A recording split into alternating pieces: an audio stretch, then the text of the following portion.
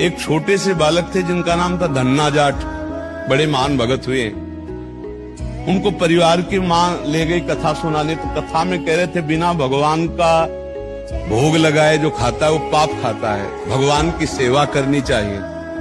तो घर में आए, अपनी माँ से कहा, 8-10 वर्ष के होंगे, कि हमारे घर में तो भगवान है नहीं, भगवान का भोग नहीं लगता, पाप खाया जाएगा, अब कैसे होगा। तो कथा का आखिरी दिन था, तो पंडित जी के पास गए, कहा कथा आपने सुनाया कि बिना भगवान का भोग लगाए नहीं खाना चाहिए, भगवान हमारे यहाँ तो भगवान है नहीं, तो आप भगवान दे दो। तो उन्होंने देखा कि बच्चा है, तो उन्होंने कहा देखो कथा समाप्त होगी तब भगवान दे देंगे। अब वो दूसरे दिन जब जाने लगे तो उनके पीछे चले, भगवान दे दो गुरुजी आप कह रहे थे। तो उन्होंने सोचा लड़का है, इसको ठाकुर जी तो दे नहीं सकते, तो भांग खाते थे, तो भांग का बट्टा ऊपर का, कहा ये भगवान है ले लो। पूरी कथा बड़ी, तो उनका आप कैसे सेवा करेंगे, तो बोले नहा के नहा देना और पवा के पा लेना, बस इतनी सेवा। ओ इतने खुशी हो, देखो विश्वास है क्या, भांग का बट्टा, इतने खुशी हो गए कि मुझे ठाकुर जी मिल गए, मुझे भगवान मिल गए। घर में गए, नहाया और ठाकुर जी को ना, वही मतलब भांग के बट्टा को नाम, और बाजरे की रोटी गरीब आदमी सामने रखा, पाओ प्रभु।